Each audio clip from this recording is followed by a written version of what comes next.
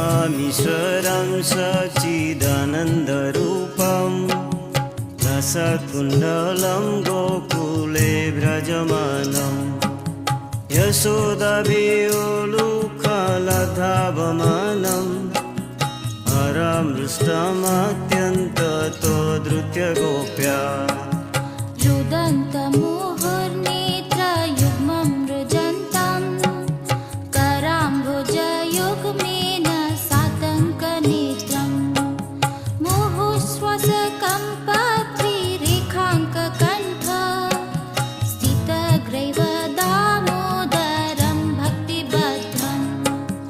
Hare Krishna Krishna Krishna Hare Hare Hare